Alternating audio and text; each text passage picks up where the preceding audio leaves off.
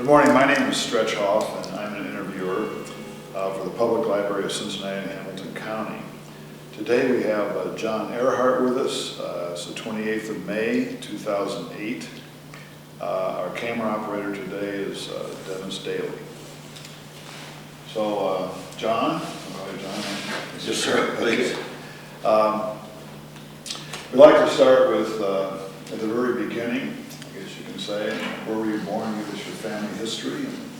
I was a lifelong resident of Hamilton County, Cincinnati, and I lived in the house 3651 Woodford Road that I was born in until the time I went into the military service 17 years later. Attended Withrow High School. Okay.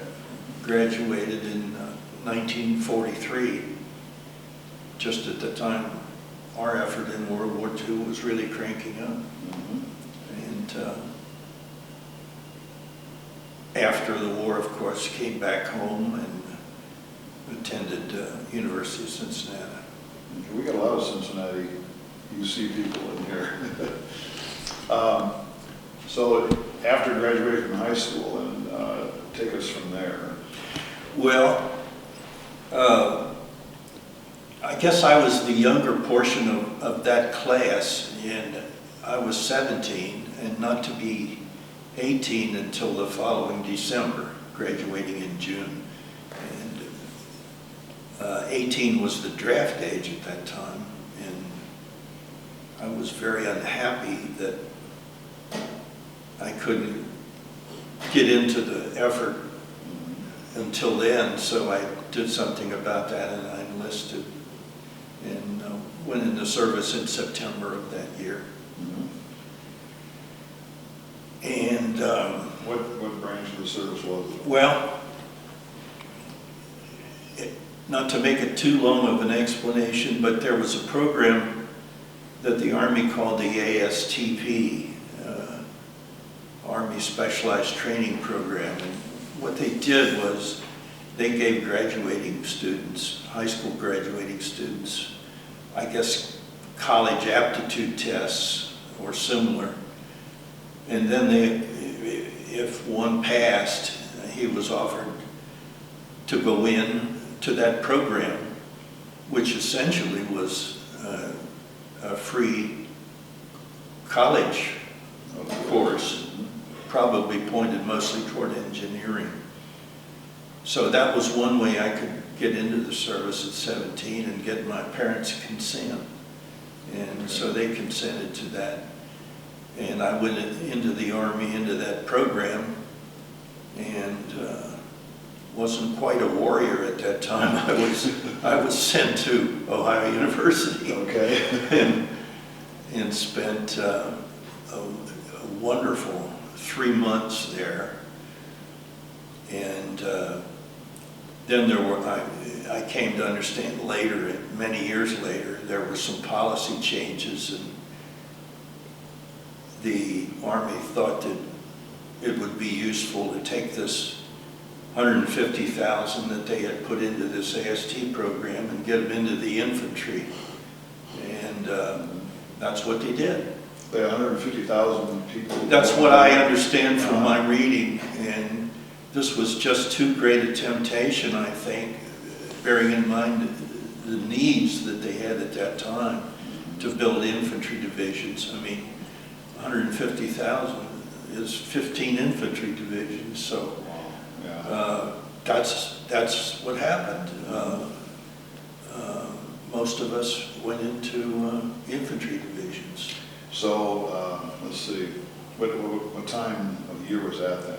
Well, I took my basic training at Fort Benning in the first part of 1944. Okay. And then I was shipped out to the 63rd Infantry Division, which was at that time training in Mississippi, near Centerville, Mississippi, about 50 miles from Baton Rouge. Okay, I don't think I've heard of Centerville in Mississippi.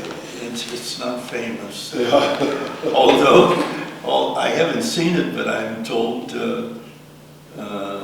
there's a history building down there that tells all about the Camp Van Dorn days when we trained down there. Okay. And from there, the rest is history. We went overseas later in 1944 and became part of the romp across Europe against the Nazis. Was your schooling at OU, is that mainly? It was just like technical or? going into a liberal arts college, Okay. and it was probably pointed toward engineering. I mean, we were all first semester college people, so. Okay. But as it turned out, it was just, for most of us, it was our first time away from home. And you had a wonderful time. A wonderful time, yes. Yes, there were no men on campus at that time,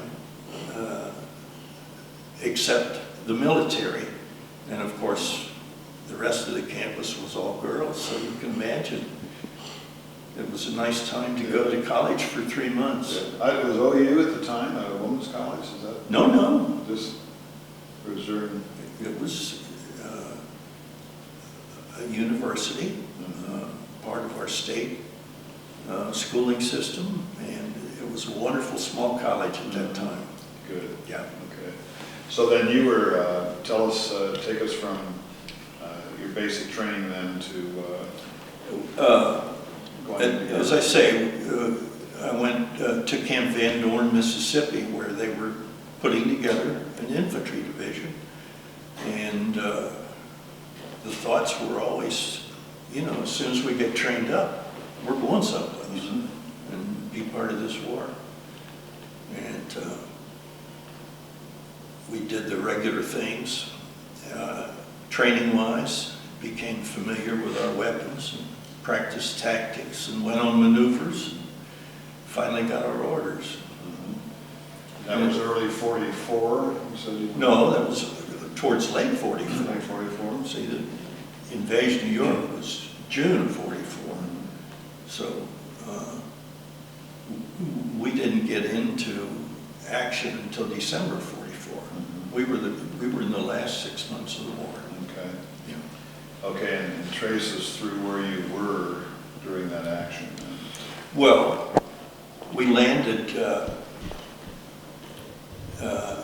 in southern France at Marseille, spent maybe a week organizing, living in tents on some hilltop, and then we were moved up to the front.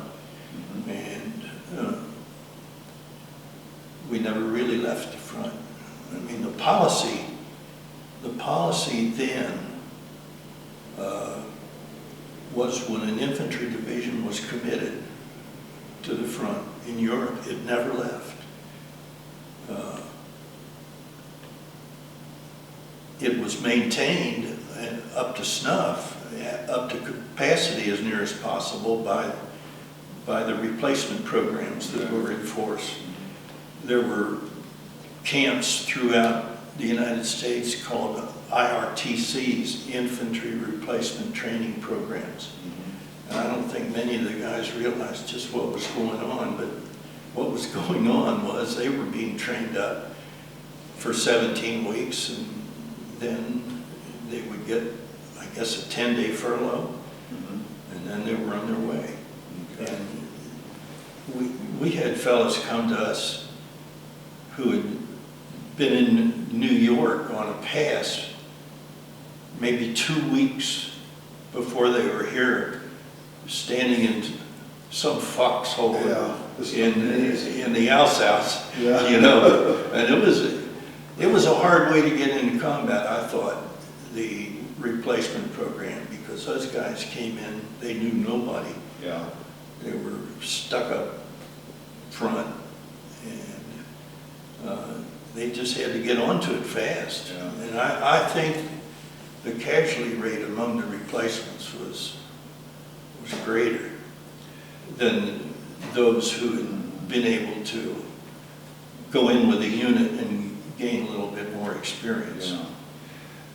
it's always been interesting to me how our servicemen were sent on an R&R for a while and then had to come back to fighting again. I just, Well, let me say that there was no R&R program. And all of my comments are directed toward the infantry war in Europe. okay, I don't know anything about the rest of it. But if you were in an infantry division that was committed, you were there. you were there. And there were a couple of ways out. You were going to get carried out, or you'd make it. Yeah, yeah. Now, you mentioned earlier that you were attached to the Third Army? Explain that. We moved up to the front as a brand new outfit, and we were 3 infantry regiments, and our supporting people, like the artillery and other supporting units, were still on their way over. So, of course, policy-wise, they needed to get us in before our total support were there. So our regiment of 254th was shipped south about 50 kilometers and joined the 3rd Infantry Division, which was attached to the 1st French Army. Okay. And that's where we spent our first 6 weeks of combat. Okay. Now, did the Third Army come up through Italy at that point? No. And they were in France or not? There's a difference between the 3rd Army and the 3rd Infantry Division. Okay. The 3rd Army was in the north, Okay. north of where we were. Yeah. I meant to say Third Infantry. Yeah. But at that point, where had they been? Had they come up through Italy already? The 3rd Infantry Division, yes. I believe I noted that they had been committed in Africa, and they had been in combat with some intervals all the way through Africa, Sicily, Italy, and southern France. Okay. And they had worked up to the Vosges Mountains when we joined them. Okay. Okay, so continue on with you arrived. We joined the 3rd Infantry Division and were immediately assigned a sector. Our first couple of weeks were spent in various defensive positions. I mean, we were placed here and there, relieving outfits of the 3rd Infantry Division, and the only action was the exchange sporadically of artillery and mortar fire. But then came the morning, we had our assignment to take a certain hill, which I still remember is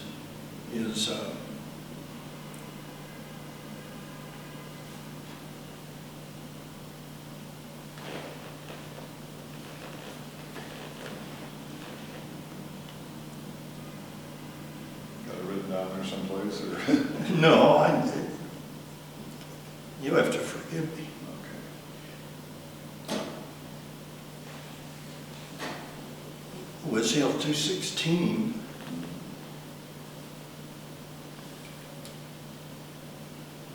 And it was called that simply because that was the elevation on the topography map. It was 216. We were essentially in the Rhine River Valley, so the elevations weren't astronomical. But 216 was enough to give the Germans a control of that area, so they had to be gotten off. Yeah. So we took them off. And we went on from there and continued toward a river that I believe was called the Ilz River. Rivers over there, sometimes we would call creeks here. Yeah. But it was a very difficult time. We had snow. Most of us wore, they passed around white capes that we were able to just put over our regular clothing and have a little cover, you know, in the snow. And we continued in the attack up into early February, gradually reducing what was called the Colmar Pocket. And the operation was successful. The 3rd Infantry Division and our regiment were given the Presidential Unit Citation. And that phase of our effort was over. In my reading, I noticed that the 3rd Infantry is the only division to fight on all European theaters. The 3rd Infantry Division is the most decorated and suffered the most casualties of any other infantry unit in the European theater. Yeah. I believe their casualties are close to 40,000. I was also reading Audie Murphy. Oh, yeah. Did you ever meet him? Or? No, I'd like to say I did. Yeah. I'd like to say I did. I quoted in my manuscript I put together a few years back, I quoted from the Army records for the 7th Army, and the quote is something like, while the 254th Infantry ourselves were taking Jebsheim, which was one of our most difficult situations, Audie Murphy was in the adjoining woods with his 3rd Infantry Regiment, and that's where he got his Congressional Medal of Honor. Yeah. No, I never met him. It would be nice to say I did, but we were close. Yeah. Yeah. Okay. So now you've gone up, up the Rhine? After we finished the Colmar campaign, our 254th Infantry Unit was separated from the 3rd Infantry. We left them, and we rejoined our other 2 regiments, which had been north toward the Battle of the Bulge. And we rejoined them in the area near Bitch that you mentioned. And from then on, we fought as a unit, our own 63rd Division unit. Now, what was a Colmar Pocket? What cities were in there? Is that Strasbourg? Strasbourg would have been a little outside of the pocket on the northerly side. The pocket was simply called a pocket because the Germans still occupied what would be called the Colmar Plain, east of the Rhine River, and extending to the Vosges Mountains. The Vosges were, you know, a good defensive unit or area for them. And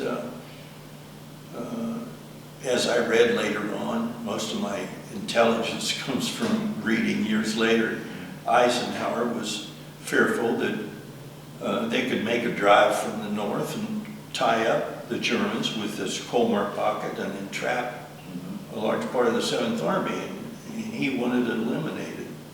So that's why he assigned the French Army to get after that and attach some American units to help them out. And what's the date of that particular battle? The Battle of the Colmar Pocket would extend from early January of 1945 until I'd say the end of the first week of February. We were on the go almost from Christmas until maybe the 10th of February. We never stopped. We never changed our underwear. Yeah, one time between showers. There were no showers. Yeah. And it was a very difficult weather time. Yeah. It was cold. Now, a lot of snow. the Battle of the Bulge was going on. Well, the Battle of the Bulge would have been largely over at that time as far as the German advancement. But of course, then began the weeks, if not even months, of recovering the territory that had been lost. Yeah. And that would have been the period when we were in the Colmar pocket. They would have been in the recovery period. Okay. The German advancement largely was over by some time between Christmas and New Year. Yeah. Yeah. Sure. Okay. So then after that, give us much more details of where you went after the Colmar pocket. After that,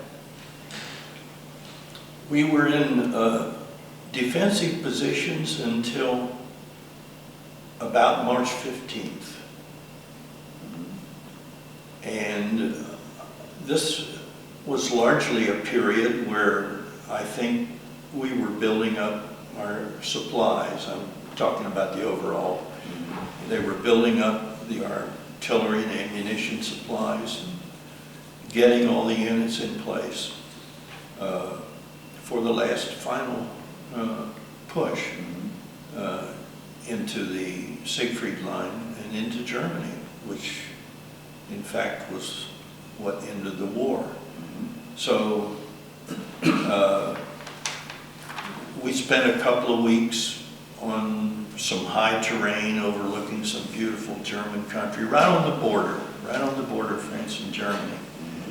And we were in dugout positions, and there would be exchange of shelling at night, but no maneuvering. And we knew it was coming, but one night, the way our general communicated with us, I never did see him, came this circular. He says, "Oh, I think you guys are wonderful, and as your reward, you're going to get to go with the 3rd Infantry Division and the 45th Infantry Division, and we're taking off in the morning, and we're going into Germany." Wow. So that's the way it happened. And I think it was on the 15th of March, 45, or it could have been the 16th. I'm not sure, but we took off. And, now, just up until that point, you were still attached to the French Army? No, we had come north and consolidated with our own division. We were operating as a 63rd Infantry Division. And it was a horrendous beginning to the attack. I mean, you know, the American artillery by then had been built up. It was just unreal. And tell us about that. Did it start with all the artillery first, and then? Yeah. They called it an artillery preparation. But, I mean, the sky just opened up, you know, with artillery. And we were into the days when there were 1,000 plane bomber raids at that time. All day long, the bombers poured over, you know, droning. And we had P-47s usually were our close support, and they would dive bomb close to us, and it was always a sight to watch them. I can imagine the sound. Sound was unreal. Did you have earplugs or anything to help you? No, but I don't have hardly any hearing in my right ear. I never had since that time. And so how did you cross the Rhine? Well, we were not involved in a combat crossing of the Rhine. As you know, the famous story about the Remagen Bridge, yes. We got some units across there. And once the units were across, and once the armor got in there, the Germans saw that they couldn't defend the Rhine. So we were tied up in the Siegfried Line, which is west of the Rhine, and by the time we got through there, the Rhine was open, and we crossed on an engineer's pontoon bridge. Pontoon bridge? Yeah. Okay. I guess they got those up in a day or two. They can throw those up pretty Yeah, quickly, can't they? it was remarkable. We took a trip down the Rhine River just a few years ago, and I marveled at the strength of the Rhine River and the width of the Rhine River and how they must have been able to do that so quickly. Yeah. What about the Siegfried Line at that point in time? Well, our defensive positions before this big takeoff on March 15th, we were probably about 5 miles from the Siegfried Line.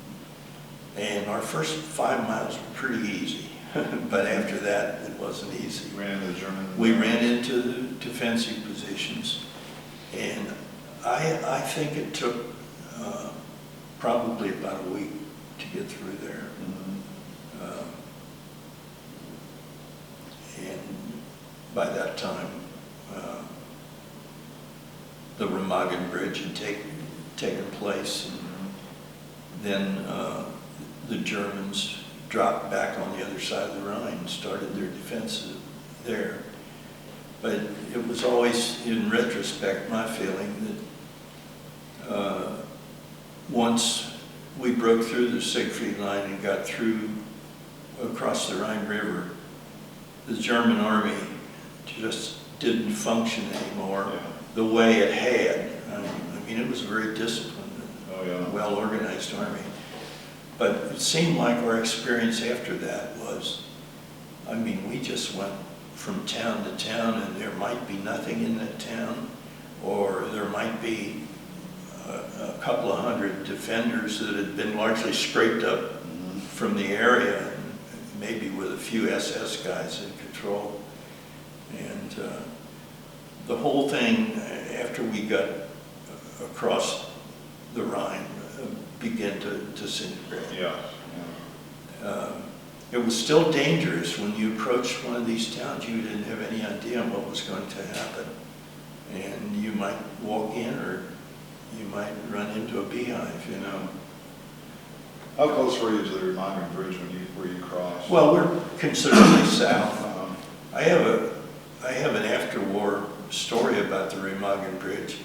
My wife and I took a trip up the Rhine River, and the boat captain said, now in the middle of the night, we're going to pass the Remagen Bridge, and if anybody wants to see that, well, we'll call you. And so naturally, I wanted to see what I could.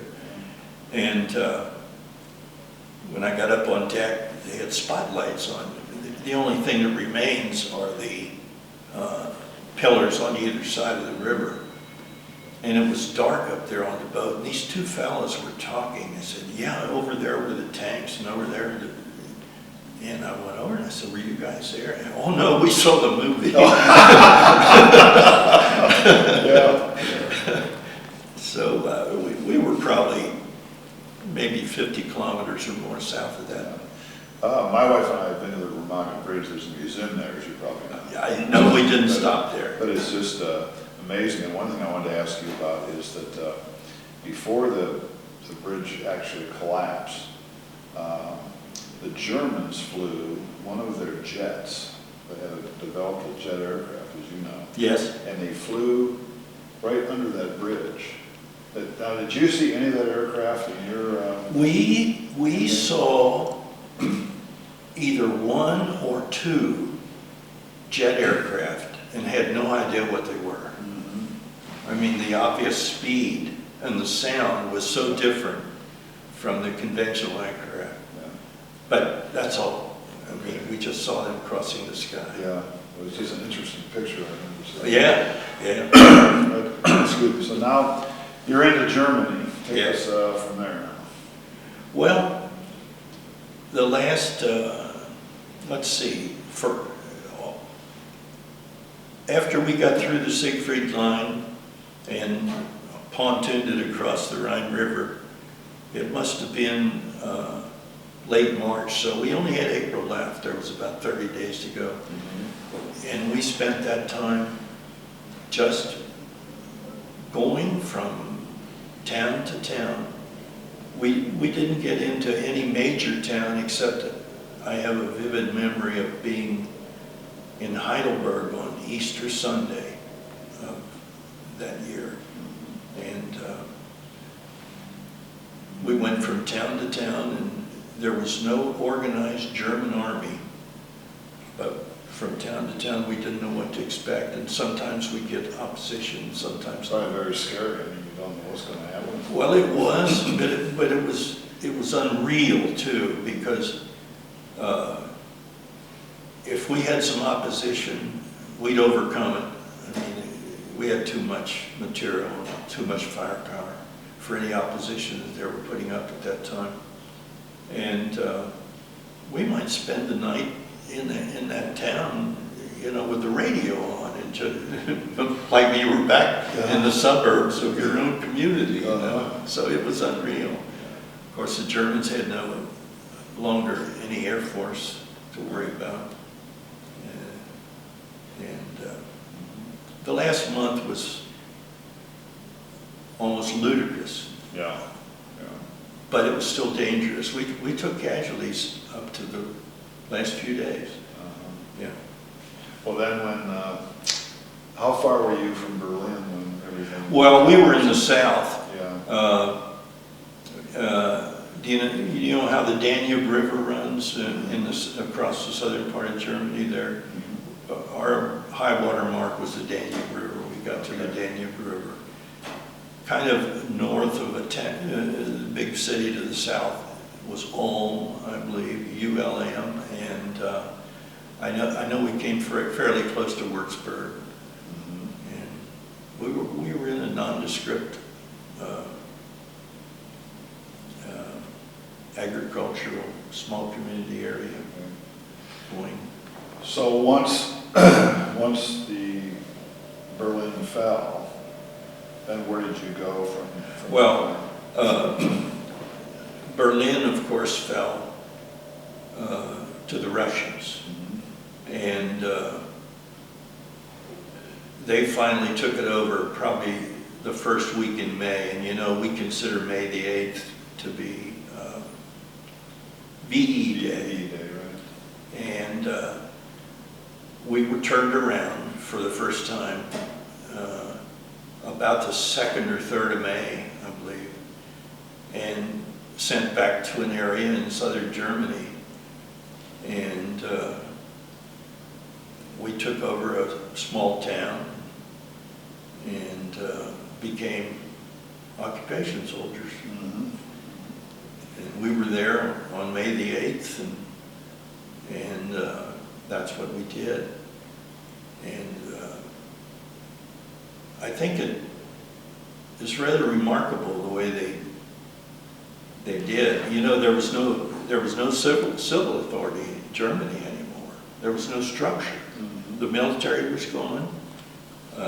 All the civil authority was.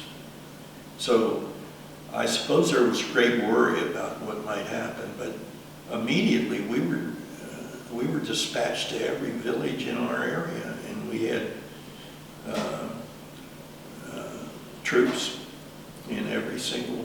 So you took over? We took over. Yeah. We became the law in those towns, and it worked. Yeah. Just another fellow and I went to a small village, and we became the civil authority there. Mayor and yeah, we joked about it. Yeah. But I know we did some good because there were a lot of renegades turned loose, you know. Yeah. And I think without that, there'd have been a lot of problems. Yeah. Apparently that's what didn't happen in Iraq. Yes, I was just thinking that. Yeah. Absolutely. Yeah. Did you ever see or meet Eisenhower? Was he No. I went to Berlin right after, well, maybe 6 weeks or so after the end of the war. And I saw him go by in his automobile with the all the stars on the license Yeah. plate, you know, and we threw him a salute. Yeah. That's the closest I came to that. But I read his book. Yeah, there's a new one out there. I don't know if you read that or not, but The one he did was called Crusade in Europe. yeah, I read that Yeah. years ago. But there have been many since. I think Eisenhower was a wonderful guy. I have a lot of respect for his decisions and how I he do. ran the war. I do. Yeah. I do. So you went into Berlin, and this was 6 weeks later. Really, it was an interesting thing. First of all, we were told on June the 15th, which was at that time called Infantry Day. I don't know if it still is, but we gathered at a certain point, and our general gave us a talk. That's the first time I'd seen him. And he said, we're going back into training. We're going to Japan. So that's what started. Our training started, but one night, a half a dozen of us were told to be ready to ship out the next morning. We were all non-commissioned officers. And we were trucked to Frankfurt, got on a C-47 plane, went up to Berlin. And we became cadre for all the people who were coming over to run the military government in Berlin. You know, we had a 1/4 The American sector. sector. And so they were bringing people in from the States, and we became their cadre, which, I mean, after being in the infantry, you know, was a plush job. I mean, Yeah. we hardly Good for knew you. how to control ourselves. But we had been told, you know, our division was going to Japan. So I assumed we were going to be up there for a little bit and then go back. Nobody said that, but Yeah. I assumed that because, you know, they weren't going to waste experienced infantrymen if they had to go through the debacle and the invasion of Japan. But then came the atomic bomb. And, I mean, just out of the blue, everything was, I mean, all of a sudden the war was over. You couldn't believe it. Yeah. Now, where were you? Were you in Berlin? When that Right in happened? Berlin. Yep. Okay. And then I remained there because I was just a medium point guy. The high point people were shipped out first. You know, it probably took a year to get all the people who were going home. And I remained in Berlin until March of '46. Okay. And then you got to come home. Got to come home. Yeah. How old were you at that point? About, I had my 20th birthday in Berlin. let's say you were, just out of the teen years, actually. Yeah, I was on the young side, and that's why. Well, that's why I'm still surviving. You know, most of the 22 and 23-year-olds are gone by now. Tell me about your return and your boat trip up the Rhine, what memories you had there, and The return was difficult. how about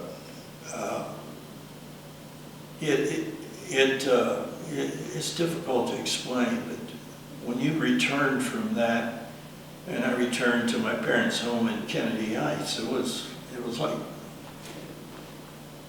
you know, you left the world you knew. Yeah. And it was difficult. But I was fortunate, and mostly through the efforts of my older sisters. I came from a big family.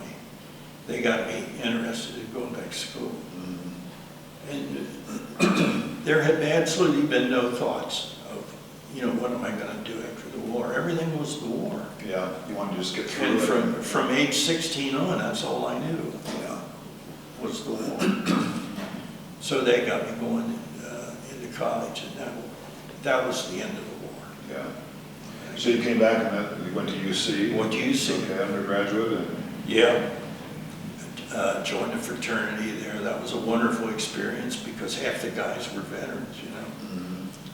Some of them had even been prisoners of war. And so it was a real good, solid way to get back into the community. Yeah, give you some structure. Some structure, another male group to live in, because that had become, you know, a lifestyle. Yeah, yeah. And living in the fraternity house was a good substitute for that. So a little more constructive. Yeah. Now, did you get graduated from UC Law School? I did. Okay. I did. What year was that? 1952. Okay. Yeah. And I practiced law with a small firm here in Cincinnati for about 2 years. And then I took off on my own, went to Claremont County, and spent the next 50 years there. Good for you. Yeah, it was a grand professional life. Yes. Yeah. Oh, tell us about your family. Well, 3 children. When did you meet your wife? Was it? I'm a product of the GI Bill. Okay. 98%. I met my wife at UC. As I was a senior in law school, and she was a junior in nursing college, which was part of UC. And we met there, and we married about 2 years after we met. We have 3 children, wonderful children. One, the greatest grandchild in the world. Yes. And, oh, mine are. And, you know, I'm the luckiest guy in the world. I've had a wonderful life. That's fantastic. Are your children also here in Cincinnati? 2 are here in Cincinnati and 1 on the West Coast, Portland, Oregon. Oh, Mm-hmm. okay. Good for you. Yeah, I'm very proud of them. Do you ever go to reunions? Oh, I do. You're good. Yeah. But interestingly, my first reunion was 30 years. And it just happened that maybe about a half a dozen of us who were still in touch by Christmas card and so on, we joined and went to this reunion up in Lansing, Michigan, and it was incredible. But none of us were really reunion people at that time. You know, we went on with our lives. Yes. But in later years, the reunions became very meaningful, and I go every year. And I'll go this year too, but you know, Number of people greatly diminished. Are they always in Lansing, or do they? Oh no, we're all over the country. Okay. Last year we were in Tacoma, Washington, and this year we'll be in Indianapolis. Good. Yeah. Do you have any funny stories from the war? Oh my goodness, Are tellable? I sure do. Well, one thing I remember, you know, when you got up to the East Coast and we're going to ship out, you got an overnight pass to New York. To New York, okay. We were at Camp Shanks. And this wonderful fellow who's now gone, Gordon Gatlin, and I went together. And we didn't know. I mean, we were 2 of the greenest country boys ever walking around New York. That's all we did, is just walk around. Look at all the big buildings. Yeah. And this photographer snapped our picture. And he said, boys, don't go overseas without sending your sweetheart a picture. And I said, well, I don't have any sweetheart. Yeah. He said, well, your mother. Oh, yeah, well, I can't forget mother. So we paid him, I think it was $3 each. And he took our addresses down. Well, we never heard one word about it. He probably didn't have film in the camera. But this big fella that was with me from North Carolina, even once in a while we were in some horrible situation, he'd say, "That no good. So-and-so." He was still lathered up over that picture. So, oh yeah, there's a lot of humor. In fact, when we get together, we don't talk anything about the ugly times. Yeah.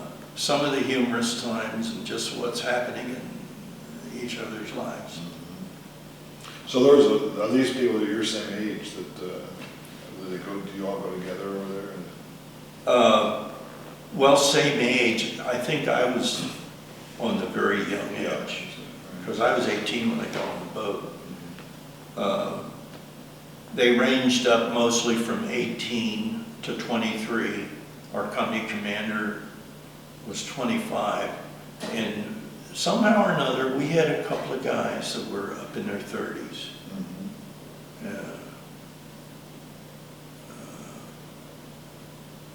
I think they mostly came out of the regular Army. Have you had a chance to visit the World War II Memorial in Washington? Yes, we had our reunion in Washington this summer. Well, I believe it opened around Memorial Day, but we had our reunion in August. So, yes, that was a very meaningful time, and some of the fellas made it there who really couldn't, you know. I think they did a wonderful job with that. Yeah, it was really amazing.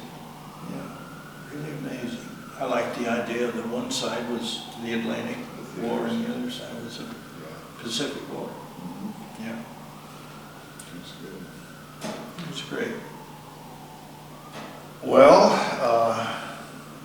did we do it? Have we gone through? You got any more to tell us? You know, one could probably talk all night, but we've certainly hit the high spots. I was really fortunate after getting to Berlin. It was such a totally different atmosphere. You felt like your connection with the Army totally changed. I mean, you became one of the royalty instead of one of the peasants. It was almost that way, you know. Really? Well, I mean, we were sleeping in beds and had Showers. a couple of fellas to an apartment, and I mean, they put us on the outskirts where there hadn't been any bomb damage. You can't believe what Berlin was like. It was overwhelming, the destruction.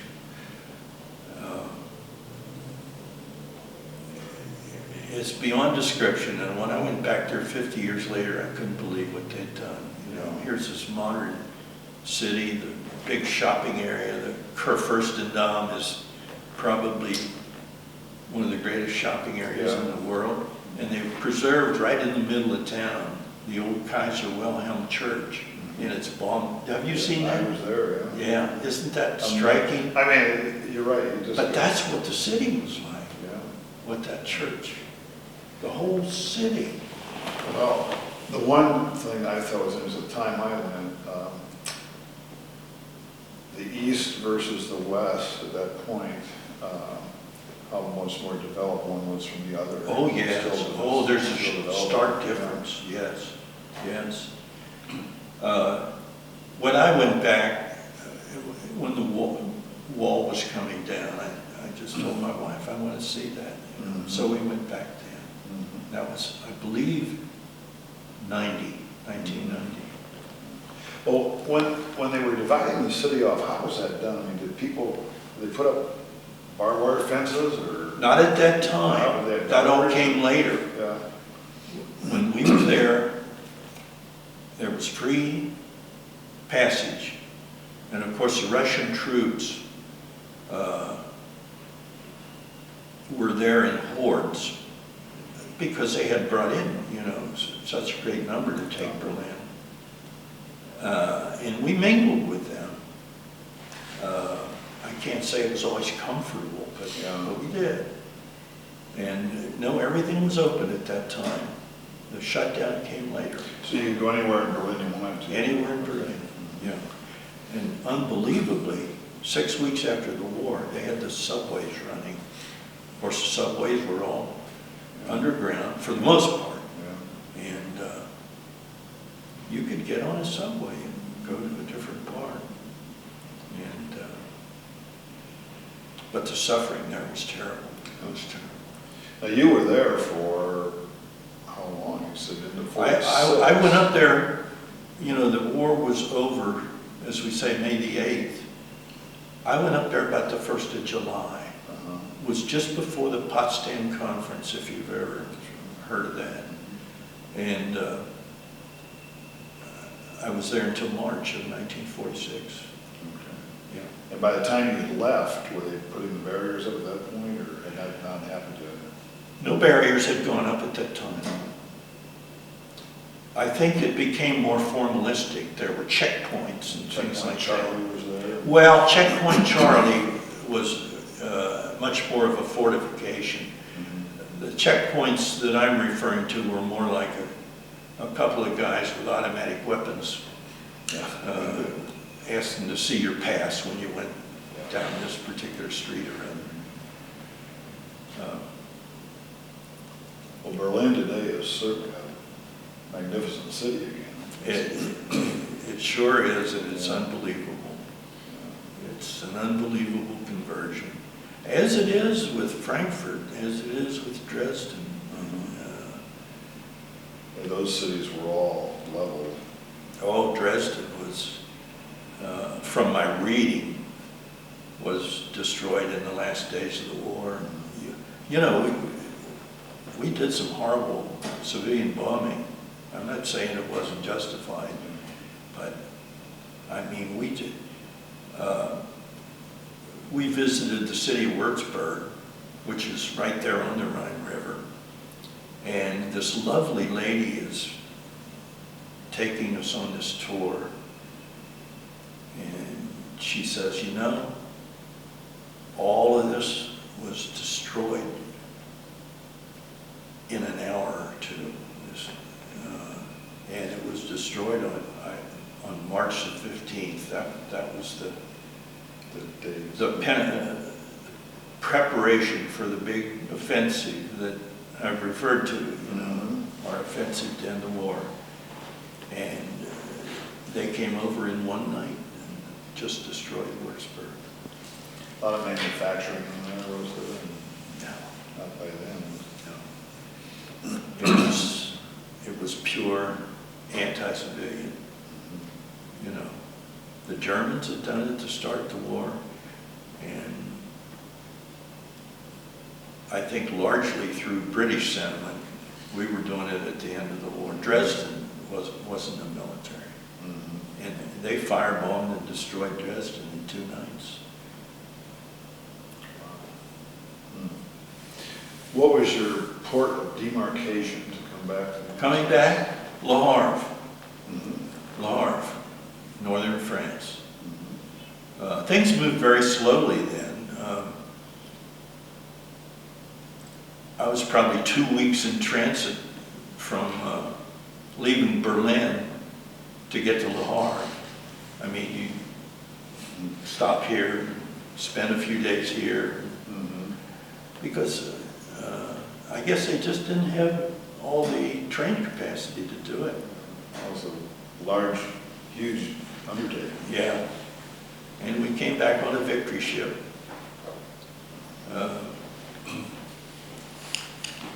Processed through Camp Kilmer in New Jersey, then through Camp Atterbury at Indianapolis. Got a train ticket for Cincinnati, and my mother and father met me. What a homecoming. What a homecoming. Well, it's a wonderful story. It sounds like since the war you've had a wonderful life.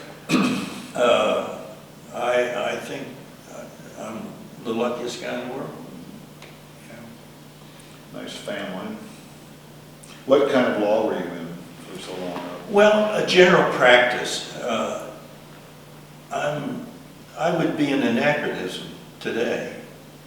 I don't think you could do the same thing, but